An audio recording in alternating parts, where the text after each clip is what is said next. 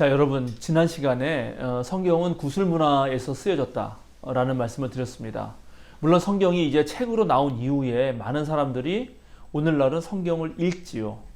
성경을 연구합니다. 성경을 아주 꼼꼼히 찾아보면서 연구할 수밖에 없는데, 그렇게 연구하는 목적이 뭔가요?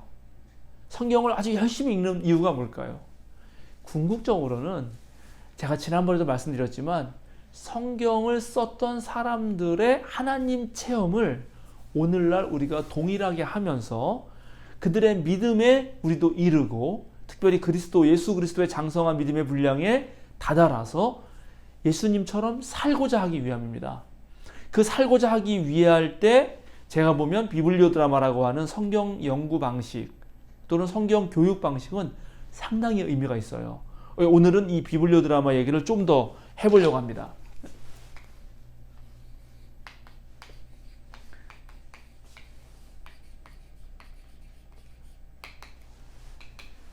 실제로 성경을 그냥 책으로 읽다 보면은 그냥 술술술 넘어가면서 이것이 내 얘기가 되지 않을 때가 많아요, 여러분. 자, 예를 들어서 우리가 삭개오 이야기를 그냥 읽는다고 합시다. 여러분, 삭개오 이야기 다들 잘 알죠? 근데 삭개오 이야기는 이랬구나. 삭개오가 그냥 여기 예수님이 보고 싶었구나. 그리고 예수님이 뭐 삭개오 집에 들어갔네. 그리고 그냥 그 이야기로 읽어요. 또 있죠? 잃은 아들을 둔 아버지의 비유. 탕자의 비유라고 우리가 흔히 불렀던, 그냥 아버지한테 돈 달라고 그래가지고 그래서 멀리 떠났다가 아주 그냥 완전히 쫄딱 망해서 다시 돌아오는데 아버지가 반겼다. 그렇게 그냥 이야기로 읽으면은 뭐 그냥 그러네 하고 넘어갈 수도 있어요. 그런데 어떻게 그 이야기가 내 이야기가 되겠냐 하는 것이죠. 그래서 실제로 제가 이제 우리 교회에서 청소년들하고도 하고 우리 교인들하고도 했는데, 비블리오 드라마 방식으로 실제 등장인물이 되어보는 것입니다. 삭개오가 있다. 그러면 삭개오를 의자 위에 딱 올려놔요. 여러분 중에 한 명이 삭개오가 되는 겁니다. 그리고 제가 인터뷰를 하는 거예요. 삭개오 씨, 왜 나무에 올라갔습니까? 왜 뽕나무에 또는 돌무화과 나무 위에 올라갔습니까? 그럼 삭개오가 대답을 하겠죠? 어떻게? 성경에 나와 있는 대로. 그런데 성경에 나와 있는 대답을 해야 되는데 성경에는 뭐 설명이 있어요. 예수님을 보려고 했지만 키가 작아서 볼 수가 없었다. 사람들이 예수님 주변에 많았기 때문이다. 이렇게 대답을 할 수 있을 거예요, 물론. 그러나 저는 질문을 더하죠. 그렇게까지 예수님이 보고 싶었던 이유가 무엇인가요? 그러면 이제 삭개오 역할을 하는 나는 삭개오의 심정이 되어봅니다. 삭개오는 세리장이었어요. 그리고 부자였습니다. 그러니까 세리 중에서 장이니까 상당한 권력이 있었던 것이고 부자였기 때문에 마음껏 쓸 수 있는 사람이었을 거예요. 그런데 그 사람이 뭐가 부족해서 나무 위로 기어 올라가냔 말이죠. 고대에 성인이 나무 위로 올라가는 것은 무척 수치스러운 일입니다. 그건 애들이나 하는 짓이지 점잖은 사람이 하는 짓이 못 돼요. 그런데 삭개오가 그러한 부끄러움을 무릅쓰고 나무 위에 올라갔다면 뭔가 그의 삶에 채워지지 않는 그런 어떠한 부족한 부분, 뭔가 갈망이 있었다는 거죠. 이제 삭개오 역할을 하는 그 사람은 그 상대방이 나한테 던진 질문 때문에 삭개오를 떠올리면서 동시에 내 자신의 삶도 생각하게 됩니다. 나는 왜 그리스도인이 되었던가? 나는 왜 예수님을 만나려고 했던가? 이렇게 물어볼 수 있는 거예요. 그러니까 성경을 읽을 때 제가 여기서 강조하자 하는 것은, 이 바로 비블리오 드라마를 통해서 강조하고자 하는 것은, 실제로 성경에 나와 있는 등장인물의 상황에 그들의 삶에 내 삶이 맞닥뜨려야 한다는 것입니다.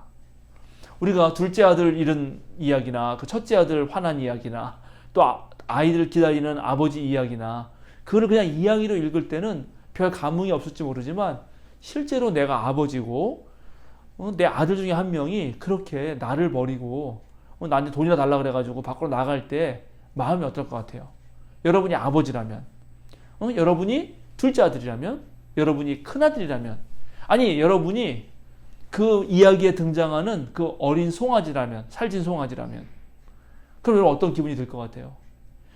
이렇게 성경을 실제로 꼼꼼히 읽어가면서 마치 드라마의 한 장면에 내가 주인공인 것처럼 읽어가면서 성경을 읽어야만 그 시대의 삶의 배경 속에서 성경을 깊게 이해할 수 있고 그것이 내 문제로 다가온다 하는 것입니다.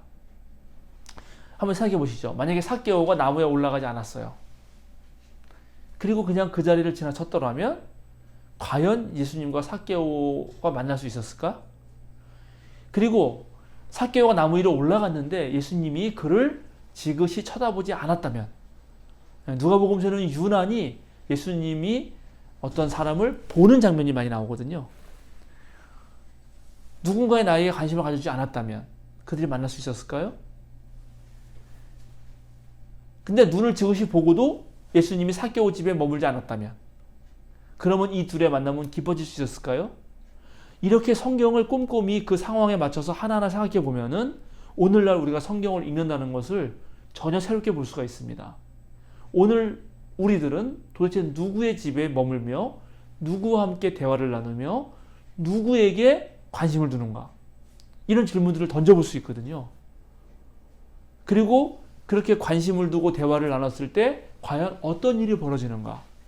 예수님은 삭개오 오늘 이 집에 구원이 이르렀다라고 말했습니다. 그러니까는 이 비블리오 드라마라는 이제 시중에 책이 많이 나와 있습니다. 우리 저희 감리교 목사님이시고 교육학 전공하신 손성현 목사님이 번역하신 책도 있고, 저 장로교 신학대학의 고원석 교수님이 번역한 책들도 있고 쓰신 책들도 있어요.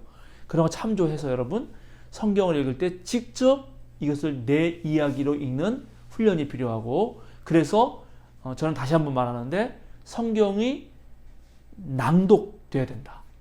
낭독.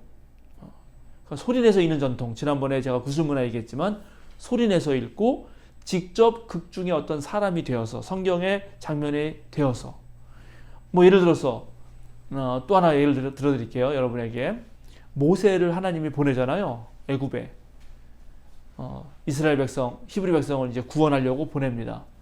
그때 보내줄 때 모세가 계속 안 간다 그러니까 하나님이 모세에게 기적을 보여주시는데, 모세가 들고 있던 그 양을 씻던 지팡이를 던지라고 합니다. 다 던져요. 그랬더니 그게 뱀으로 변했어요. 아마 광야에서 자주 볼 수 있는 독사겠죠. 그 다음에 하나님이 모세에게 뭐라고 말하는지 아세요? 뱀의 꼬리를 잡으라 이렇게 말합니다.